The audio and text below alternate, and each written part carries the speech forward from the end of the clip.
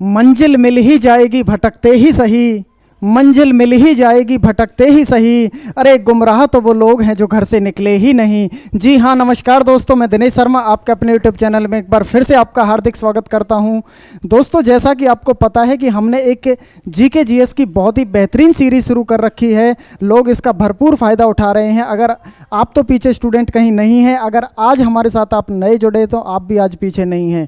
दोस्तों, पिछली 2 क्लास हमारी पहले हो चुकी हैं, आज ये तीसरी क्लास है। मैंने आपको कहा था कि हम एक क्लास में 100 क्वेश्चंस किया करेंगे, लेकिन बच्चों के बहुत सारे मैसेजेस आए और उन्होंने कहा कि सर थोड़ा सा टाइम ज़्यादा लग जाता है, तो इस वजह से आप डेली 50 क्वेश्चन कराया करें और 50 क्वेश्चन की डिस्क्रिप्शन साथ के साथ उनका विवरण भी किया करें। तो स्टूडेंट, उसी कड़ी को लेके चलते हुए आज की क्लास को हम शुरू करते हैं। सारे बच्चे हमारे साथ जुड़ जाइए फटाफट। Good evening to everyone, good evening to all of you. सभी को जय हिंद, जय भारत, नमस्कार, हाय हेलो, जय हिंद, जय भारत। सारे बच्चे जुड़ जाइए फटाफट। आइए हम उस सीरीज को शुरू करते हैं। 150 क्वेश्चन तक हम पहले कर चुके थे स्टूडेंट। आज 151 क्वेश्चन से हम शुरू करने जा रहे हैं, जैसा आप अपनी स्क्रीन के सामने देख पा रहे होंगे। 151 क्वेश्चन प्यारे बच्चों, इतने शेयर कर दीजिए बच्चों, वीडियो को शेयर कर दीजिए, लिंक को शेयर कर दीजिए, क्योंकि मैं बार बार एक ही बात कहता हूं कि जितना फ़ायदा दूसरों का करोगे अपना अपने आप फ़ायदा हो जाएगा, है ना। तो दूसरों का भला करना चाहिए हमेशा। तो स्टूडेंट, आइए हम इस सीरीज को शुरू करते हैं। 150 क्वेश्चंस का मैंने आपसे बोला था कि इसका आंसर क्या है, तो ये रहा आपकी स्क्रीन के सामने। जो कल आपको क्वेश्चन दिया था, कमेंट सेक्शन में कमेंट करने के लिए बोला था। पृथ्वी की सतह से फायर किए गए प्रक्षेप्य के गति के दौरान D is the right answer. उसके वेग का 36 घटक कैसा रहता है? स्थिर। D is the right answer. Student, आइए आज की सीरीज को हम शुरू करते हैं। 151 क्वेश्चन ये रहा दोस्तों आपकी स्क्रीन के सामने। फटाफट मुझे इसका आंसर बता दीजिए, जैसा आपकी स्क्रीन के सामने भी है। एक्सेलरेशन होता है, जो त्वरण होता है वो क्या होता है? प्यारे बच्चों, जो त्वरण होता है वो क्या होता है? आपको पता है कि F is equal to M A. क्या होता है? F is equal to M A. F का मतलब होता है फोर्स, M का मतलब होता है मास और A का मतलब एक्सेलरेशन। लेकिन इसमें एक्सेलरेशन बोला है प्यारे बच्चों, तो ये क्या हो जाएगा? A is equal to F by M। तो सीधी सी बात है, B is the right answer. Inversely proportional to mass. Yes and no? Inversely proportional to mass और डायरेक्टली प्रोपोर्शनल टू फोर्स। कहीं है डायरेक्टली प्रोपोर्शनल टू फोर्स? ये रहा। बल का समानुपाती हो जाएगा और मात्रा मास का क्या हो जाएगा? व्युत्क्रमानुपात। तो B and D is the right answer. प्यारे बच्चों, B and D is the right answer है इसमें। फटाफट, B and D is the right answer. 152 question की तरफ बढ़ते हैं हम प्यारे बच्चों। 152वां क्वेश्चन ये रहा आपकी स्क्रीन के सामने। देखिए प्यारे बच्चों, 52वां क्वेश्चन आपकी स्क्रीन के सामने ये रहा। फटाफट पढ़िए क्वेश्चन को और कमेंट सेक्शन में इसका जवाब दे दीजिए, आंसर दे दीजिए फटाफट।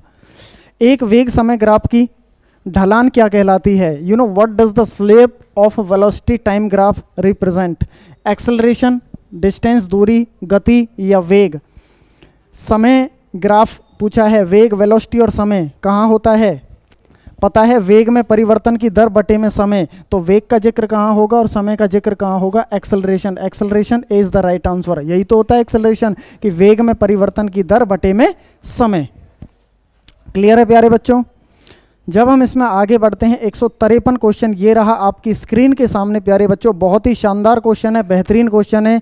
जीडी में क्वेश्चन पूछा हुआ है, सीजीएल में भी आ सकता है। मैं बार बार एक ही बात कहता हूँ प्यारे बच्चों कि अगर कोई एग्जाम में जीडी में आ चुका है तो जरूरी नहीं है कि वो सीजीएल में नहीं पूछा जाएगा। वो यूपीएससी लेवल तक भी क्वेश्चन पूछा जाता है, लेकिन उसका थोड़ा सा मोड चेंज कर दिया जाता है। स्क्रीन के सामने ये रहा प्यारे बच्चों। निम्न में से कौन सा गति का एक समीकरण है? मैं आपको बताऊं, गति के 3 समीकरण होते हैं। गैलीलियो ने गति के 3 समीकरण दिए थे और वो क्या होते थे? v is equal to U plus A T. सबसे पहला v is equal to U plus A T. देखो कहीं है इसमें v is equal to U plus A T? बताइए। दूसरा समीकरण क्या है? s is equal to U T plus half A T square. b is the right answer. देखो b कहाँ है? b b b b b ये दे रखे हैं ना। v is equal to U plus A T, S is equal to U T plus half A T square, V square is equal to U square plus में 2s। ये 3 दिए थे, तो इसमें से देख के बताइए फटाफट। वी स्क्वायर प्लस में 2s is equal to U T plus A T square. हाँ हाँ हाँ हाँ हाँ, ये गलत दे रखा भाई। v is equal to U plus A T, सही है? हाँ बी है, वो क्वेश्चन को घुमा दिया है बस। 2s is equal to U T plus A T square. अगला क्वेश्चन कहाँ है? 154वां क्वेश्चन ये रहा आपकी स्क्रीन के सामने। हम बिना फिसले पृथ्वी पर चलने में क्यों सक्षम हैं? क्यों? क्योंकि पृथ्वी के बीच में और हमारे पैरों के बीच में घर्षण घर्षण बल होता है, एक फ्रिक्शन फोर्स होती है, जिसकी वजह से हम आसानी से चल सकते हैं। किसके कारण? घर्षण बल के कारण, फ्रिक्शन फोर्स के कारण। क्लियर है प्यारे बच्चों? 155 क्वेश्चन ये रहा आपकी स्क्रीन के सामने, मैं दिखा देता हूं। ये रहा, ब्रेक लगने पर वाहन को रोकने वाले बल को क्या कहते हैं? जब ब्रेक लगती है तो घर्षण बढ़ता है, तो सीधी सी बात है फ्रिक्शन फोर्स कहते हैं। इससे आसान क्या हो सकता है? कुछ नहीं हो सकता। 156 क्वेश्चन ये रहा प्यारे बच्चों। यदि कोई वस्तु किसी सतह पर फिसलती है तो उसके बीच गति का प्रतिरोध करने वाला बल खाली स्थान क्या कहलाता है? If a body slides over a surface the force resisting the motion between them is called. Friction force कहलाता है, सेंट्रीपिटल फोर्स कहलाता है, सेंट्रीफ्यूगल फोर्स कहलाता है, इनर्शिया कहलाता है। तो बच्चों सीधी सी बात है, क्या होगा? फ्रिक्शन होगा, घर्षण होगा। सो इट मीन्स किसी के बीच में जो प्रतिरोध, जो रोकने की कोशिश करता है, मानो आप इसको एग्जाम्पल ऐसे ले सकते हैं, जैसे आपने कोई गेंद फेंकी, जब आप गेंद फेंकेंगे क्या वो कभी रुकेगी कि नहीं रुकेगी? कि सर बिल्कुल रुकेगी। स्टूडेंट, कोई वस्तु सामने भी नहीं आई, वो तब भी क्यों रुक गई? क्यों? क्योंकि हमारी पृथ्वी के बीच में एक फ्रिक्शन फोर्स होती है, घर्षण बल होता है, जो हमारी अपोज फोर्स लगाता है, विपरीत फोर्स लगाता है। So it means B is the right answer. Clear है प्यारे बच्चों? जब हम इसमें 157 क्वेश्चन की तरफ बढ़ते हैं तो ये रहा आपकी स्क्रीन के सामने प्यारे बच्चों 157 क्वेश्चन। यदि गति में रहते हुए घूर्णन की धुरी किसी वस्तु में से होकर गुजरती है तो उस गति को क्या बोला जाता है? उस गति को बोलते हैं घुमाव गति, स्पिन मोशन। क्या कहते हैं? घुमाव गति। स्टूडेंट, ये होता क्या है कि जब कोई भी वस्तु रोटेशन में घूम रही होती है तो वो भी दो प्रकार की बन जाती है, सही है? एक जो बनती है वो एक ऑर्बिटल मोशन बन जाती है, जिस प्रकार से आपके किसी भी अक्ष के चारों तरफ इलेक्ट्रॉन, किसी भी परमाणु में इलेक्ट्रॉन चक्कर लगाते हैं नाभिक के चारों ओर, एक बन जाती है स्पिन मोशन। तो इसका आंसर क्या होगा? स्पिन मोशन होगा। 158 क्वेश्चन ये रहा आपकी स्क्रीन के सामने।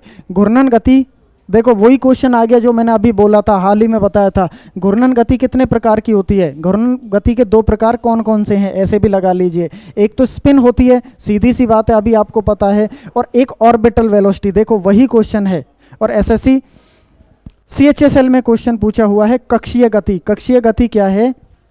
कि जब इलेक्ट्रॉन किसी नाभिक के चारों तरफ चक्कर अपनी कक्षा में लगाते हैं तो वही कक्षीय गति होती है, ऑर्बिटल मोशन होती है। क्लियर है? 159 क्वेश्चन प्यारे बच्चों आपकी स्क्रीन के सामने। ये रहा 159, कहाँ गया? ये रहा। यदि कोई वस्तु विशुद्ध रूप से घूमने वाली गति में चलती है तो उसका प्रत्येक घटक कण एक वृत्त में चलता है जिसका केंद्र एक रेखा पर स्थित होता है, जिसे क्या कहते हैं? इंग्लिश में देखें एक बार। If an object moves in a purely rotary motion the each constant particle of the body moves in a circle the center of which are located on a line is called। क्या कहते हैं बच्चों उसको? बताइए इसका फटाफट answer. The axis of a rotation, उसको क्या कहते हैं? घूर्णन की गति कहते हैं। क्या कहते हैं? घूर्णन की गति कहते हैं। 160 क्वेश्चन ये रहा आपकी स्क्रीन के सामने। एक घूर्णन वस्तु पर blank space is the same on every point of the rotating. एक घूर्णन वस्तु पर खालिस्तान हर बिंदु पर एक समान है। क्या होता है एक समान घूर्णन पर? बताइए प्यारे बच्चों। कोणीय वेग एक जैसा रहता है। क्या रहता है? कोणीय वेग एक जैसा रहता है, जिसको एंगुलर वेलोसिटी के नाम से जाना जाता है। बहुत इंपॉर्टेंट क्वेश्चन है प्यारे बच्चों। देखिए इस एंगुलर वेलोसिटी के बारे में मैं थोड़ी सी चर्चा करता हूँ। क्या? Angular velocity. एंगुलर वेलोसिटी को हिंदी में कहते हैं कोणीय वेग। अच्छा, कोणीय वेग होता क्या है प्यारे बच्चों? इसको हम कोणीय वेग को हम ओमेगा से डिनोट करते हैं। किससे? ओमेगा। ये डब्लू की तरह होता है ओमेगा। अच्छा, होता क्या है? अच्छा, एक लीनियर मोशन बताएंगे। लीनियर वेलोसिटी क्या होती है? कोई भी वस्तु सीधी रेखा में चल रही होती है, लीनियर वेलोसिटी कहते हैं। यहाँ से यहाँ जाना है, that is called linear velocity. अब होता क्या है, यहाँ से यहाँ इसकी कोई ना कोई रेडियस रही होगी, और एक बिंदु ये मान लिया this is A point and this is B point. यहां ए से बी तक चलने में जो दूरी होती है आपको पता है, चाल इज इक्वल टू दूरी बटे समय, चाल इज इक्वल टू दूरी बटे समय, you know speed is equal to distance upon time. तो इसमें पूछी है कोणीय चाल या कोणीय वेग, कुछ नहीं होता, यहाँ पे कोणीय लगा दो बस। कोणीय चाल क्या होगी, अब यहाँ से यहाँ आता तो ये तो चाल है, यू नो दूरी है, अब इसमें ये एंगल क्रिएट हो गया तो यहाँ पे हम लिख देते हैं कोण, और कोण को किससे डिनोट करते हैं, थीटा। तो सीधी सी बात है omega is equal to theta by T. कभी भी क्वेश्चन आ जाए कि ओमेगा क्या होता है, एंगुलर वेलोसिटी क्या होता है, कोणीय वेग क्या होता है, थीटा बाई टी, थीटा होता है एंगल और टी होता है समय। मतलब इसका क्या है कि एक सेकंड में कितनी दूरी तय कर रहा है, यू नो कितनी डिग्री कोण चल रहा है, दैट इज कॉल्ड कोणीय वेग होता है। क्लियर है प्यारे बच्चों। आगे जब हम बढ़ते हैं वही सारी चीज दे रखी है इसमें। 161 क्वेश्चन प्यारे बच्चों ये रहा आपकी स्क्रीन के सामने, फटाफट मुझे इसका आंसर आप बता दीजिए। जब नेट टॉर्क शून्य होता है तब खालिस्तान क्या स्थिर हो जाएगा, एंगुलर मोमेंटम कोणीय संवेग स्थिर हो जाएगा। This is the right answer, B is the right answer. बच्चों एक शब्द आया है इसमें टॉर्क, व्हाट इज टॉर्क। जैसे किसी भी वस्तु को आगे चलाने के लिए, पीछे चलाने के लिए फोर्स की जरूरत पड़ती है, बल की जरूरत पड़ती है, तो ऐसे ही प्यारे बच्चों किसी भी वस्तु को घुमाने के लिए टॉर्क की जरूरत पड़ती है।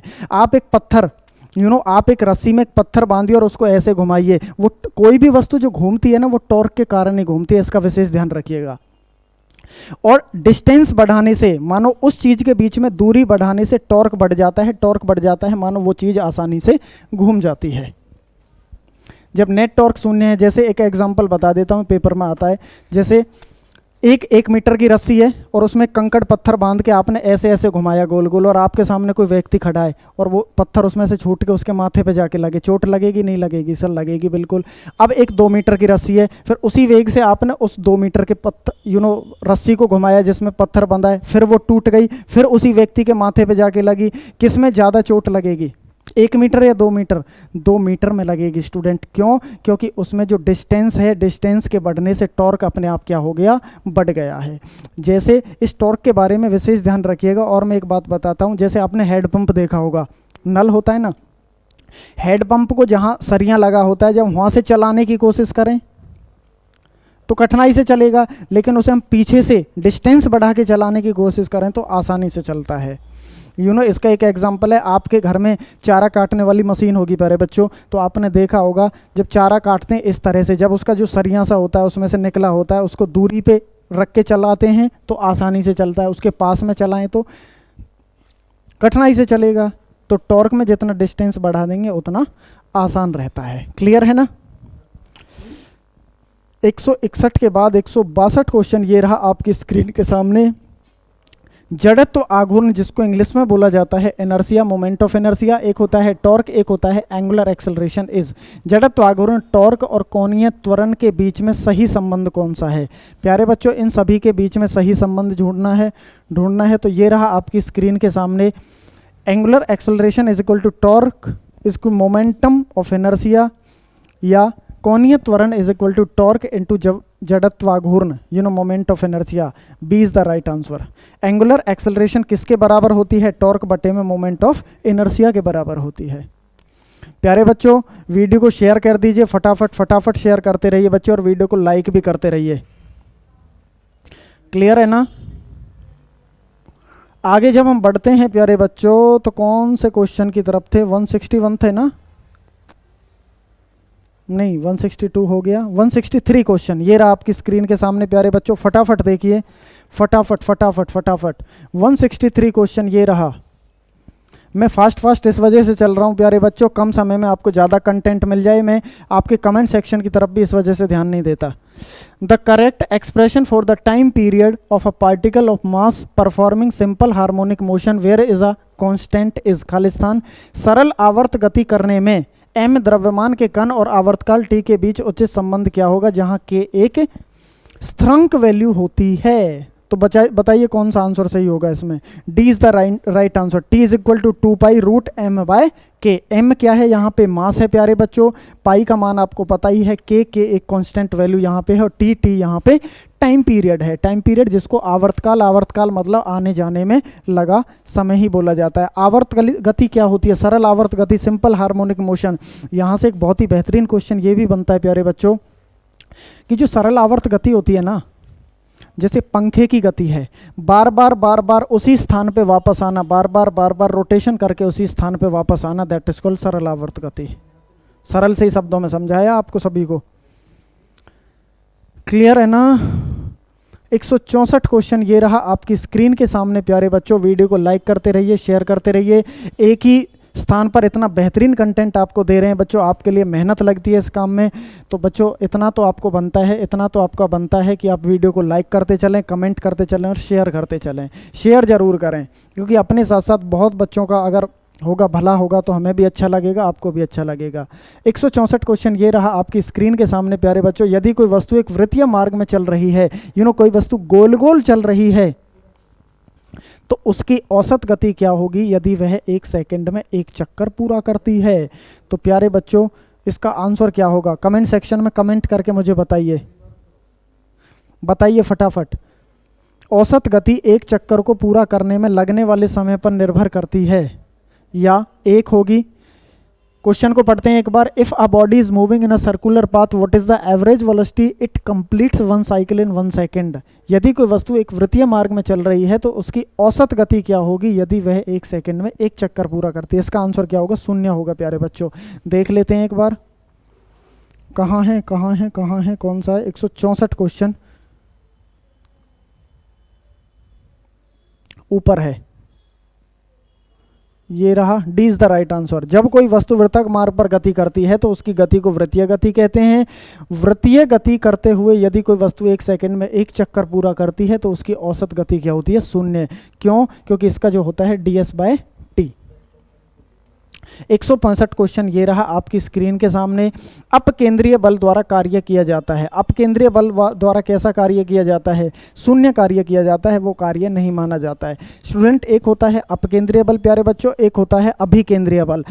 सर अपकेंद्रीय बल क्या होता है, अभिकेंद्रीय बल क्या होता है? तो प्यारे बच्चों याद रखना, अपकेंद्रीय बल क्या होता है कि जब कोई वस्तु किसी सर्कुलर पाथ पे घूम रही होती है तो उसके केंद्र से, कहाँ से प्यारे बच्चों? उसके केंद्र से जो बाहर की तरफ बल लगता है दैट इज कॉल्ड अपकेंद्रीय बल, और जो केंद्र की तरफ जो सेंटर की तरफ बल लगता है दैट इज कॉल्ड अभिकेंद्रीय बल। बात समझ आई होगी?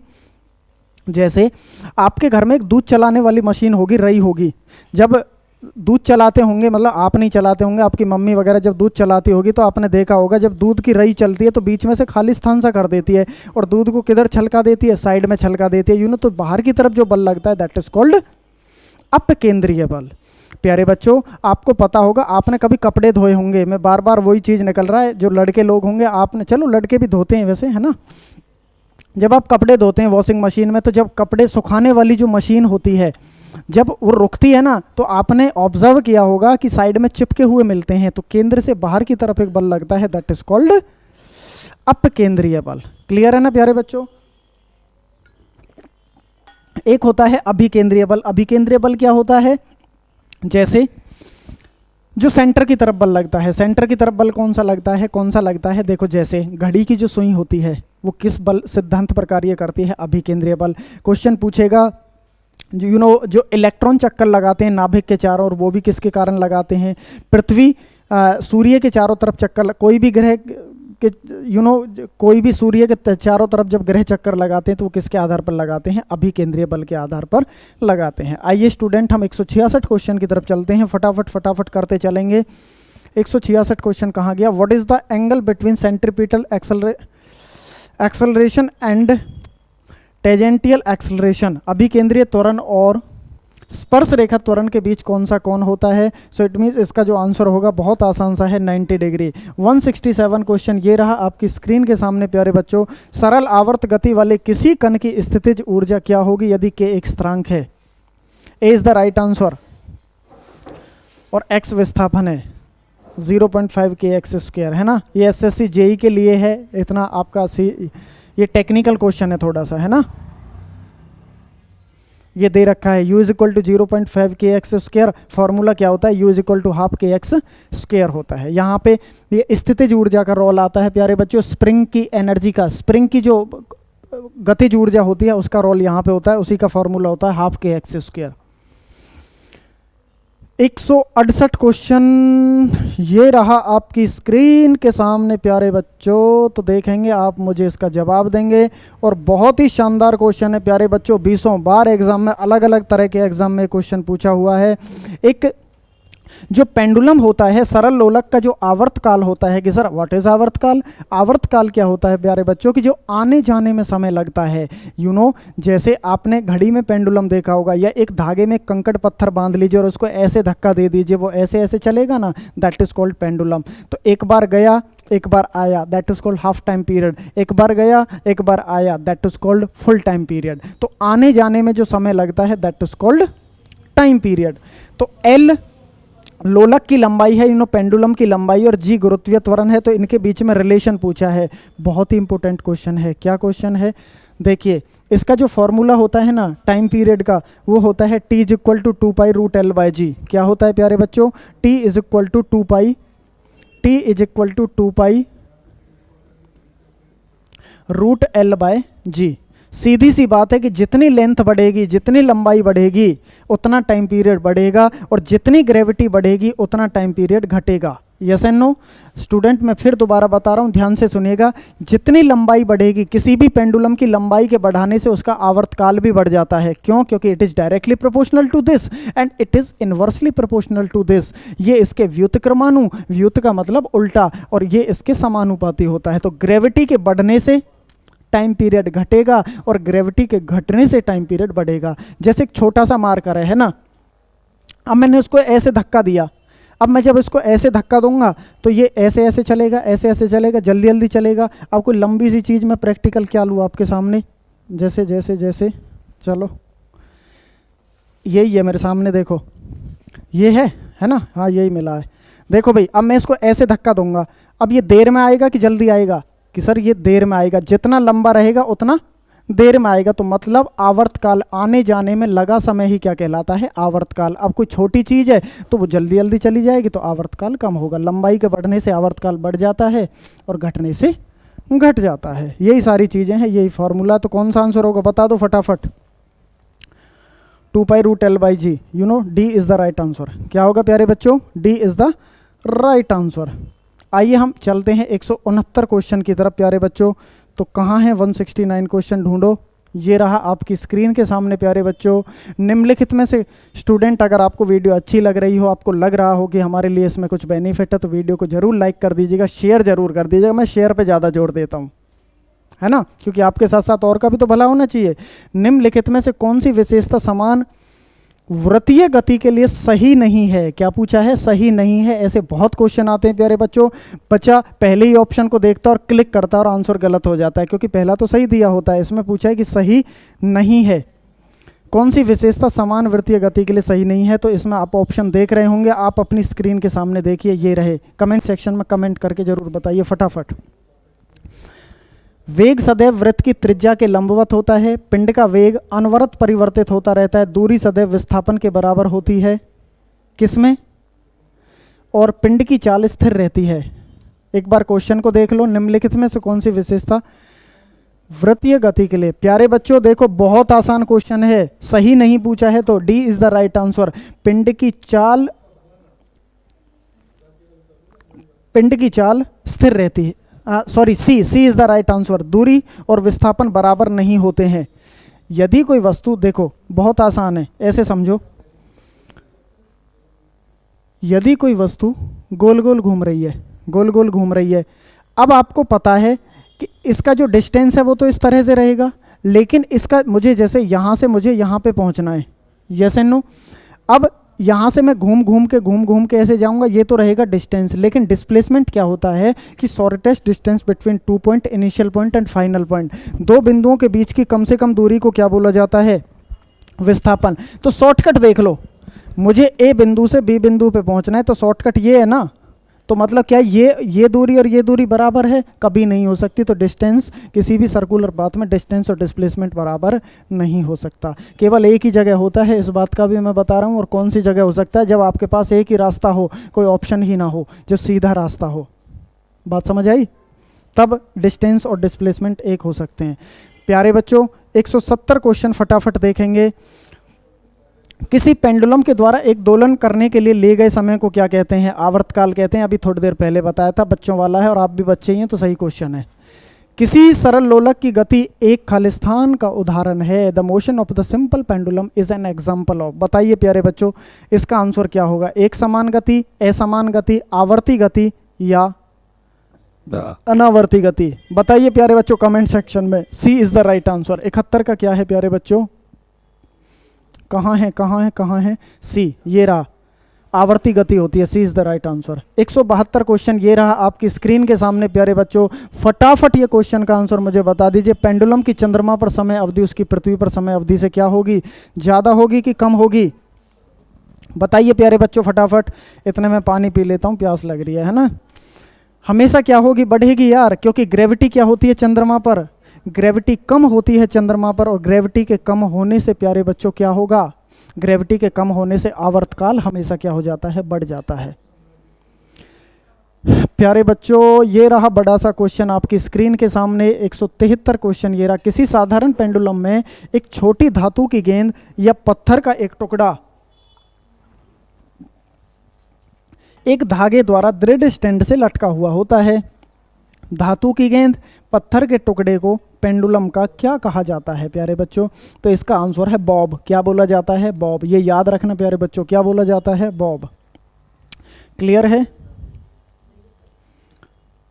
ये रहा आपकी स्क्रीन के सामने प्यारे बच्चों अगला क्वेश्चन 174 क्वेश्चन। ये न्यूटन के ग्रेविटेशन। प्यारे बच्चों मैं बार बार एक ही बात कहता हूँ, बड़े अच्छे तरीके से व्यवस्थित तरीके से पीडीएफ फाइल आपके पास बना रखी है। स्टूडेंट आपके लिए बहुत ही व्यवस्थित तरीके से बनाई है। चैप्टर वाइज क्वेश्चन दे रखे हैं। मैं आपको अश्योर करता हूँ कि यूट्यूब हिस्ट्री में ऐसा कंटेंट आपको शायद देखने को ना मिले, क्योंकि एक ही जगह पर इतनी सारी चीज़ें समाहित करना बहुत मुश्किल काम होता है। क्वेश्चन कहीं से उठाना होता है, क्वेश्चन कहीं से उठाना होता है, बहुत मेहनत लगती है प्यारे बच्चों, बहुत एफर्ट्स लगते हैं यार। हमारे लिए आप इतना तो कर ही सकते हैं, लाइक ही तो करना है बस। अब पता है लाइक करते समय भी बच्चे सोचते हैं करूं ना करूं। अरे भाई कर देना, इतना क्या सोच रहा है? करूं ना करूं, करूं ना करूं, कर दो, क्या फ़र्क पड़ रहा है ना? क्योंकि आप पे फ़र्क नहीं पड़ता है, हम पे बहुत फ़र्क पड़ता है। आपके एक लाइक से, आपके एक कमेंट से, आपके एक शेयर से हमें मोटिवेशन मिलता है माय डियर, और काम करने की हमें प्रेरणा मिलती है। 174 क्वेश्चन। आइए हम टॉपिक की तरफ चलते हैं। निम्नलिखित में से कौन सा एक्शन एट अ डिस्टेंस बल है? बताइए प्यारे बच्चों, which one of the following is action at a distance force? So it means gravitation, गुरुत्वाकर्षण। गुरुत्वाकर्षण क्या होता है प्यारे बच्चों? दो वस्तुओं के मध्य लगने वाली आकर्षण शक्ति को attraction force, to body attract each other, that is called गुरुत्वाकर्षण। आप अपने स्थान पर स्थिर क्यों खड़े हुए हैं? मैं अपने स्थान पर स्थिर क्यों खड़ा हुआ है? केवल और केवल गुरुत्वाकर्षण बल के कारण। किसके कारण बच्चों? गुरुत्वाकर्षण बल के कारण, जिसे कैपिटल जी से डिनोट करते हैं, और इसका जो मान होता है वो होता है 6.67। याद रखना प्यारे बच्चों, क्या कैपिटल जी का मान क्या होता है? 6.67 इंटू 10⁻⁻11। अरे लिख जा, न्यूटन मीटर स्क्वायर पर किलोग्राम स्क्वायर, ये होता है। क्लियर है ना? आगे बढ़ें। 175 क्वेश्चन ये रहा, वही चीज़ दे रखी है। 175 क्वेश्चन ये रहा प्यारे बच्चों आपकी स्क्रीन के सामने। फटाफट देखिए, बहुत ही शानदार क्वेश्चन है, बहुत ही अच्छा, बहुत ही बेहतरीन क्वेश्चन ये रहा स्क्रीन के सामने। उस बल का नाम क्या है जिससे पृथ्वी सब वस्तुओं को अपनी तरफ खींचती है? बच्चे को पता है। न्यूटन के सिर पे क्या गिरा था? सेब। तो न्यूटन ने सोच लिया कि सेब नीचे ही क्यों गिरा, आपकी तरह होता तो खा के हाथ पहुँच लेता। जय हिंद। सही है? क्लियर है प्यारे बच्चों? तो 175 का क्वेश्चन क्या है? ए, गुरुत्वाकर्षण, ग्रेविटी, राइट। पृथ्वी जब ऊपर से किसी वस्तु को नीचे खींचती है, that is called gravity, that is called गुरुत्वाकर्षण। गुरुत्वाकर्षण नियम खालिस्तान को लागू होता है। बताइए प्यारे बच्चों, किन्हीं भी दो वस्तुओं की जोड़ी के बीच, दो वस्तुओं के बीच में लगने वाला आकर्षण बल ही तो क्या कहलाता है? ग्रेविटेशन। फटाफट फटाफट फटाफट फटाफट, थोड़े समय में ज़्यादा कंटेंट, बस इस बात का विशेष ध्यान ख्याल रखना। न्यूटन के गुरुत्वाकर्षण नियम के अनुसार दो वस्तुओं के बीच का बल क्या होता है? उनके द्रव्यमान के, देखिए डायरेक्ट फॉर्मूला बताता हूँ, आगे आने वाला क्वेश्चन भी इसी से पता लग जाएगा। क्या है प्यारे बच्चों? स्टूडेंट वीडियो को लाइक करते रहिए, शेयर करते रहिए, मैं बार बार कह रहा हूँ। इसकी पीडीएफ फाइल आपको शेयर कर दी जाएगी हमारे टेलीग्राम चैनल पे। एफ, देखिए ग्रेविटेशनल फोर्स क्या होती है? एफ इज इक्वल टू इसको बोला जाता है क्या कहते हैं, gravitational force. This is G, capital G, क्योंकि ग्रेविटेशनल कांस्टेंट है। This is m1 and this is m2 बटे में r स्क्वायर। बात समझ आई? r मतलब दो वस्तुओं के बीच में डिस्टेंस, m पहली वस्तु का मास, दूसरी वस्तु का द्रव्यमान। This is gravitational constant, this is gravitational force. तो क्या है, directly proportional to the product, जन के द्रव्यमान के गुणज के समानुपातिक होता है। बिल्कुल सही है प्यारे बच्चों, देख लेना यही है, देख लो यही आंसर है इसका। क्या है? ए, क्योंकि m1 और m2 यूनो द्रव्यमान के क्या होता है, गुणनफल के बराबर समानुपाती होता है। 178 क्वेश्चन प्यारे बच्चों, कहाँ गया कहाँ गया कहाँ गया, ये रहा आपकी स्क्रीन के सामने। सबसे पहले जी का मान किसके द्वारा दिया गया, किसके द्वारा दिया गया? सबसे पहले लॉर्ड कैवेंडिश। किसके द्वारा? लॉर्ड कैवेंडिश के द्वारा। स्थिरांक का मूल्य किसके द्वारा निर्धारित किया गया प्यारे बच्चों? दिया तो न्यूटन ने था, लेकिन स्थिरांक का मान किसके द्वारा? लॉर्ड कैवेंडिश के द्वारा। ये बहुत क्वेश्चन है, इसमें न्यूटन नहीं दे रखा, वरना न्यूटन भी दिया रहता है, बच्चे न्यूटन लगा के आ जाते हैं, जो गलत मिलेगा आपका। मान कितना था, ये रहा। जी को क्या बोला जाता है गुरुत्वाकर्षण के संदर्भ में? Reference of gravity what is G? G G G, गुरुत्वाकर्षण। बोलो ना प्यारे बच्चों, क्या है? ग्रेविटेशनल कांस्टेंट बोला जाता है, गुरुत्वाकर्षण स्थिरांक 6.67 इनटू, रट लेना इसको। 180 क्वेश्चन ये रहा, यदि दो वस्तुओं के बीच की दूरी 3 गुना बढ़ जाती है और उनके बीच के आकर्षण का गुरुत्वाकर्षण बल क्या होगा? बताइए प्यारे बच्चों। 180 का डी 1/9 ऑफ द ओरिजिनल, मूल का 1/9वां भाग हो जाता है। पता है ये क्या कह रहा है? दो वस्तुओं के बीच की दूरी। देखिए न्यूमेरिकल बनता है इस टाइप का क्वेश्चन, सारी चीज़ बताता हूँ। मैंने बोला है कि ऑप्शनल टाइप तो रहेंगे, उसके साथ थ्योरेटिकल पोर्शन भी करेंगे। प्यारे बच्चों, मैं आपसे एक ही बात कहता हूँ कि थ्योरी बहुत अच्छी बात है, आप थ्योरी पढ़ते हैं, बेहद अच्छी बात है थ्योरी पढ़ते हैं, लेकिन आपको पता होना चाहिए कि थ्योरी के साथ साथ पेपर में, एग्जाम में क्वेश्चन कैसे पूछे जाते हैं, और उन्हीं चीज़ों को लेकर एक ही रूप में समाहित करके मैं आपके साथ आया हूँ दोस्तों। प्यारे बच्चों, मैं आपसे बार बार एक ही बात कह रहा हूं कि वीडियो को जितना हो सके शेयर कर लीजिए बच्चों। देखिए आपको पता है F is equal to G m1 into m2 बटे में r स्क्वायर, यही होता है। r होता है डिस्टेंस। इसमें कह रहा है कि दूरी को कितना गुना बढ़ा दिया जाए? 3 गुना बढ़ा दिया जाए। अब आपको पता है प्यारे बच्चों, 3 गुना जब डिस्टेंस को बढ़ाएंगे तो कितना हो जाएगा? 3 का स्क्वायर 9 हो जाएगा। जब बटे में है तो कितना होगा? 1/9। यहाँ पे क्या हो जाएगा? 1/9। तो कितने गुना हो जाएगा? 1/9 हो जाएगा। आसान है, हाँ या ना? 181 क्वेश्चन ये रहा प्यारे बच्चों आपकी स्क्रीन के सामने। बहुत अच्छा क्वेश्चन है। एक लोहे की गेंद और समान त्रिज्या की एक लकड़ी की गेंद को निर्वात में ऊंचाई से h से छोड़ा गया। भूमि पर पहुंचने के लिए उन दोनों के लिए लिया गया समय क्या होगा? अलग अलग होगा, असमान होगा, ठीक बराबर होगा, एग्जैक्टली नॉट इक्वल, ठीक बराबर। 20 बार ये एग्जाम में क्वेश्चन पूछा जाता है प्यारे बच्चों। एक गेंद लकड़ी की है, एक गेंद लोहे की है, एक गेंद लकड़ी की है, एक गेंद लोहे की है प्यारे बच्चों, समान त्रिज्या की, सेम रेडियस की, और उनको वैक्यूम में छोड़ा गया। तो लोहे की पहले गिरेगी कि लकड़ी की पहले गिरेगी? बच्चे बता देते कि सर लोहे की। अरे नहीं मेरे भाई, सेम त्रिज्या है, सेम त्रिज्या निर्वात में है, कोई प्रेशर नहीं है, तो बराबर गिरेंगी। बराबर कहाँ है? C is the right answer. देख लो, C is the right answer. 182 question ये रहा आपकी स्क्रीन के सामने प्यारे बच्चों, फटाफट देखेंगे। यदि पृथ्वी के घूर्णन की गति बढ़ जाती है तो शरीर का वजन क्या होगा? बताइए प्यारे बच्चों, यदि पृथ्वी के घूर्णन की गति को बढ़ा दिया जाए तो शरीर का वजन क्या होगा? घट जाएगा। क्यों? क्यों होगा? देखिए बता देता हूं। ये ना थ्योरेटिकल पोर्शन है प्यारे बच्चों। अगर आपको थ्योरी भी पढ़नी है तो साथ के साथ मैं आपकी जानकारी के लिए बता दूं, हमारी चैनल की प्लेलिस्ट में आप जाकर देखिए, वहाँ पर फिजिक्स की फिरकी के नाम से एक सीरीज़ शुरू कर रखी है। अगर आपको बायोलॉजी पढ़नी है तो बायोलॉजी की वहाँ पे एक सीरीज़ शुरू कर रखी है। अगर आपको केमिस्ट्री पढ़नी है तो केमिस्ट्री की भी एक सीरीज़ शुरू कर रखी है। ये चैनल की डिस्क्रिप्शन में भी जाकर वहाँ पे लिंक दिया गया है, वहाँ से भी आप उसको देख सकते हैं आसानी से। यदि पृथ्वी के घूर्णन की गति क्या हो जाती है? रोटेशन, खूब खूब खूब खूब तेज घूमने लगे हमारी पृथ्वी, तो हमारे शरीर का वजन क्या हो जाएगा प्यारे बच्चों? क्योंकि घूर्णन गति के बढ़ने से जी का मान क्या हो जाएगा? कम हो जाएगा, और जी के मान के कम होने से शरीर का वजन आप क्या हो जाएगा? कम हो जाता है। इसका आंसर देख लेते हैं क्या है? घट जाएगा, ए। 183 क्वेश्चन फटाफट 200 क्वेश्चन तक करने हैं। बच्चों वीडियो को छोड़ के मत जाया करो। मैं आपसे कहता हूँ कि अटेंडेंस लगाने नहीं आते, पढ़ना है तो शिद्दत से, ईमानदारी से, लगन से पढ़ो, क्योंकि काम आएगा, है ना। ये नहीं है कि भाई हम एक बार देखने जा रहे हैं, हाँ ठीक है मामला चल रहा है। इसकी आपको PDF फाइल आपके पास शेयर कर दी जाएगी। निम्नलिखित में से जी का मान क्या है? जी का अर्थ पृथ्वी की गुरुत्वाकर्षण शक्ति के, जी की वैल्यू पूछिए 9.8, बच्चे को पता है। 184 क्वेश्चन ये रहा आपकी स्क्रीन के सामने, कहाँ है ये रहा। पृथ्वी की सतह से 2r की दूरी पर गुरुत्वाकर्षण के कारण त्वरण का मान होता है यदि r पृथ्वी की त्रिज्या है। ऑप्शन देख लेते हैं इसके। कहाँ गया, कहाँ भागा? ये रहा G/3, G/9, G/4, G/2। C is the right answer, G/9 होता है। 185 क्वेश्चन ये रहा आपकी स्क्रीन के सामने। जब अंतरिक्ष यान से पृथ्वी का परिक्रमण किया जाता है तो भारहीनता क्यों महसूस होती है? प्यारे बच्चों बताइए फटाफट।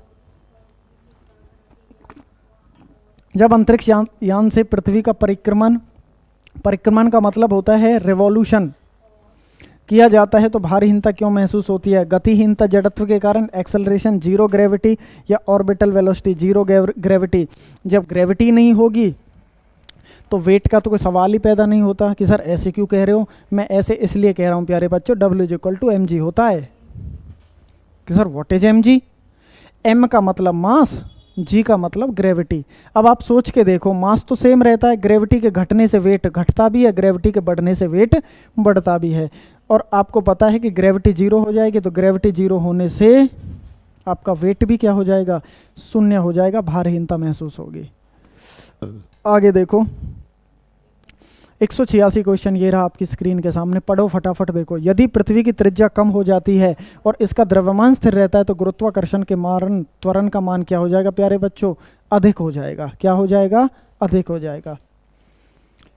187 क्वेश्चन प्यारे बच्चों, लास्ट क्वेश्चंस की तरफ हम बढ़ रहे हैं प्यारे बच्चों। फटाफट वीडियो को लाइक कर दीजिए, शेयर कर दीजिए, जितने भी बच्चे हमारे साथ जुड़े हुए हैं, और जो बच्चे अभी अभी हमारे साथ वीडियो में जुड़े हैं, आप सभी का बहुत बहुत स्वागत है प्यारे बच्चों, बहुत बहुत स्वागत है। सारे बच्चे पहले ही जुड़ जाया करो, है ना, क्योंकि बच्चों अगर आपने अभी तक चैनल को सब्सक्राइब नहीं किया तो चैनल को जरूर सब्सक्राइब कर लें, बेल आइकन का बटन जरूर दबा लें।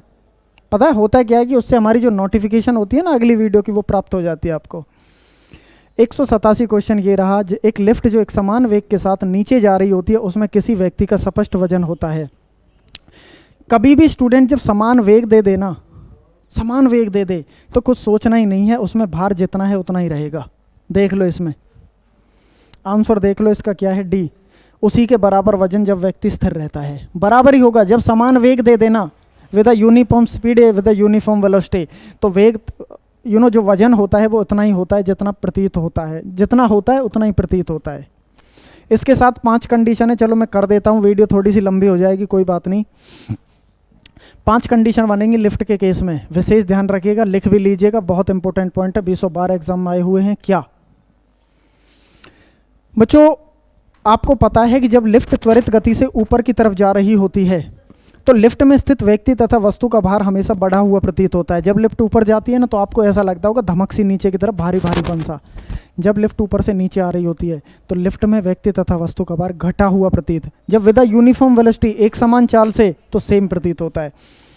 जब लिफ्ट ऊपर से नीचे आ रही है, लिफ्ट की डोरी या रस्सी टूट जाए जिस तार से वो लटकी है, तो लिफ्ट एक मुक्त वस्तु की भांति, एक फ्रीली बॉडी की भांति नीचे गिरती है, तो उस समय व्यक्ति तथा वस्तु का भार हमेशा 0 प्रतीत होता है, शून्य।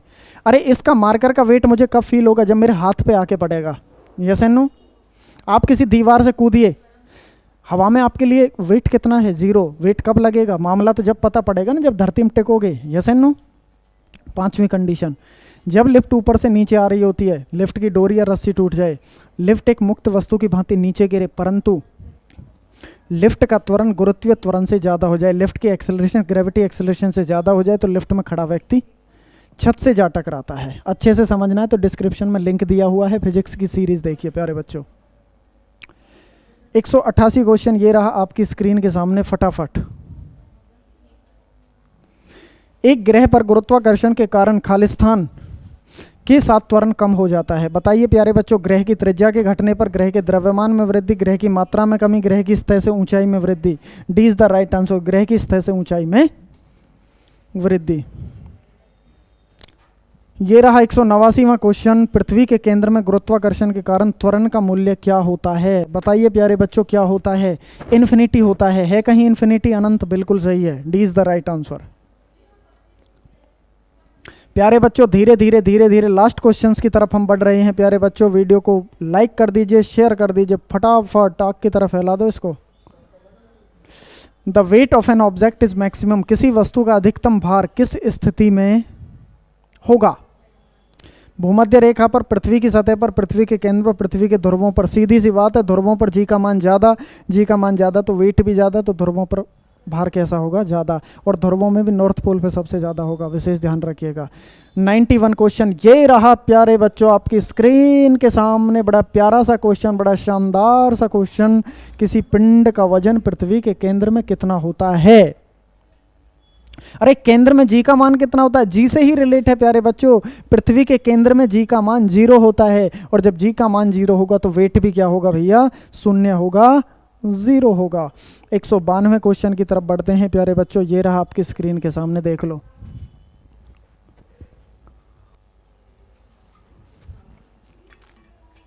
क्या होगा यदि किसी वस्तु को ऊंचाई से नीचे गिराया जाए और वहां हवा का प्रतिरोध ना हो, हवा की रुकावट ही ना हो, एक स्थिर गति त्वरण के साथ नीचे गिरेगी, उसका त्वरण कम हो जाएगा, गति और त्वरण दोनों में वृद्धि होगी और उसकी गति बढ़ जाएगी। प्यारे बच्चों क्वेश्चन देखो फटाफट, कमेंट सेक्शन में कमेंट करके बताइए प्यारे बच्चों।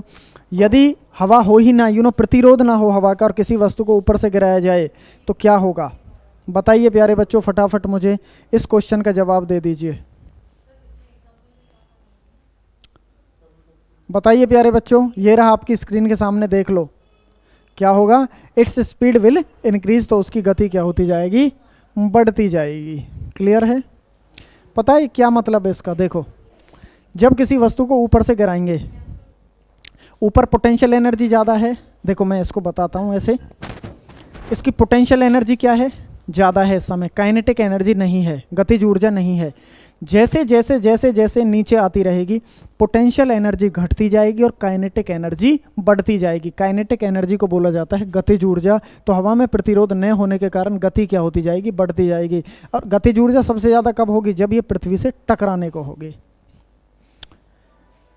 193वां क्वेश्चन ये रहा आपकी स्क्रीन के सामने,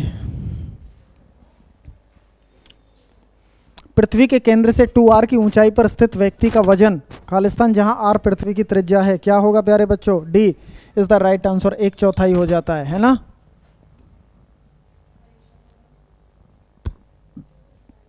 एक 194वां क्वेश्चन ये रहा, एक वस्तु को एक निश्चित ऊंचाई से मुक्त रूप से गिराने पर 1 सेकंड में जमीन तक पहुंचती है, जमीन के साथ टकराने पर उसका वेग क्या होगा? 9.8 होगा।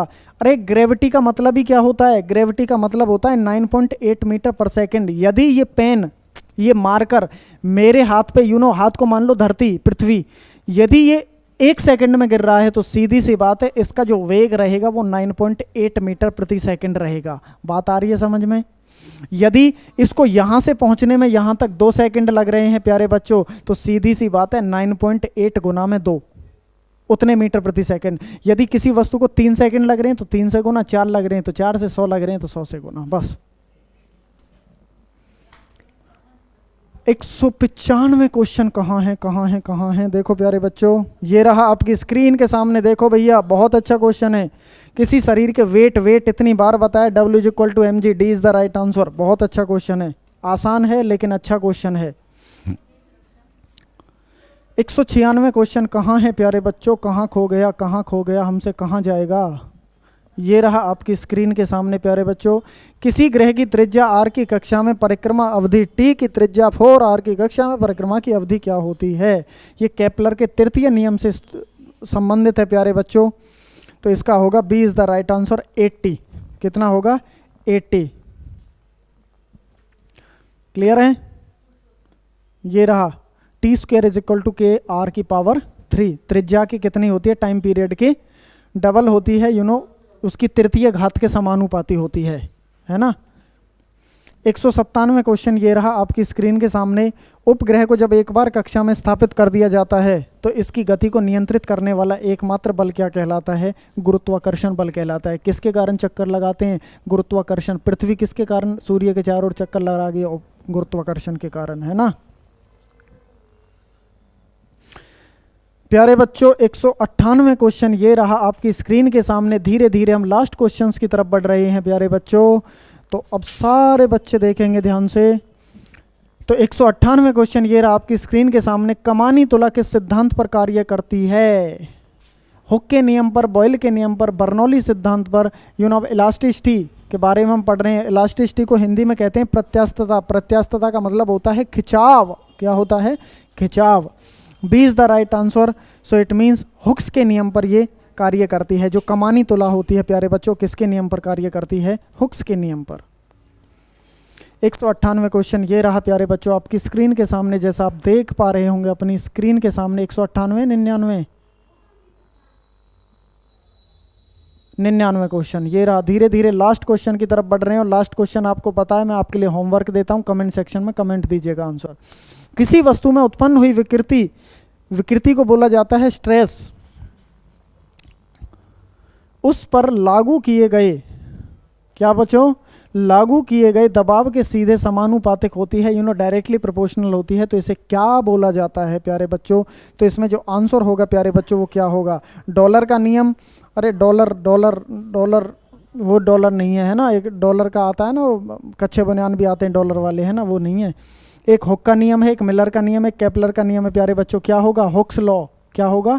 Hooke's law. जितने भी स्ट्रेस स्ट्रेन कहीं भी नाम आ जाए, आंख बंद करके एक ही आंसर लगा देना। जहां भी इलास्टिसिटी का जिक्र आ जाए, आंख बंद करके एक ही आंसर लगा देना, हुक्स का नियम। क्या प्यारे बच्चों? हुक्स का नियम।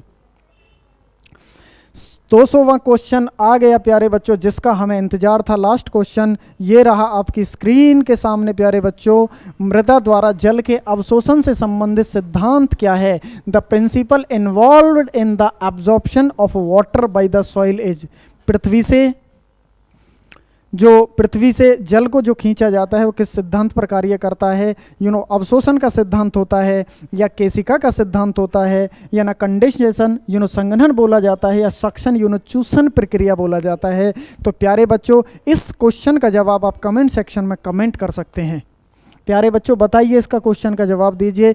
और प्यारे बच्चों अब समय भी हो चुका है हमारे और आपके मिलन को ख़त्म होने का। तो प्यारे बच्चों जैसे हमने 200 क्वेश्चन कंप्लीट किए, ऐसी ही एक PDF फाइल लेकर फिर कल आपके बीच में हम उपस्थित होंगे। प्यारे बच्चों कल हम होंगे, आप होंगे और हमारे साथ वो PDF फाइल होंगी जिसमें बहुत ही शानदार और बेहतरीन क्वेश्चन होंगे। तो प्यारे बच्चों आज की क्लास में केवल इतना ही था। अगली क्लास में फिर ऐसे ही क्वेश्चंस के साथ इसी अंदाज में फिर आपसे मुलाकात होगी। तो हमसे जुड़ने के लिए आप सभी बच्चों का तहे दिल से बहुत बहुत शुक्रिया, बहुत बहुत आभार। बच्चों मैं बार बार कहता हूं कि वीडियो को लाइक करके ज़रूर जाया करें। जब इस वीडियो को छोड़ें ना यहाँ से तो लाइक ज़रूर किया करें दोस्त। और उसके साथ साथ दोस्तों मैं एक ही बात कहूँगा आपसे लास्ट में तो, कि अगर आप हमारे साथ आज नए जुड़े हैं, अगर आपने अभी तक चैनल को सब्सक्राइब नहीं किया है तो प्लीज़ चैनल को सब्सक्राइब कर दीजिएगा और बेल आइकन का बटन ज़रूर दबा लीजिएगा, क्योंकि हम लाइव आते हैं उसकी नोटिफिकेशन आधे घंटे पहले आपको नोटिफाई हो जाता है, या कोई वीडियो नहीं डलती है तो आपको तुरंत नोटिफाई हो जाता है। प्यारे बच्चों मैं आपसे इसी अंदाज में फिर आपसे मैं अलविदा कहता हूं। मैं आपसे एक ही बात कहूंगा कि हमारे चैनल का नाम है क्रेजी कीड़ा, जो GK GS की मिटा देगा सारी जड़ से पीड़ा। Okay, thank you. आप सभी का बहुत बहुत धन्यवाद। Love you all student. जय हिंद, जय भारत।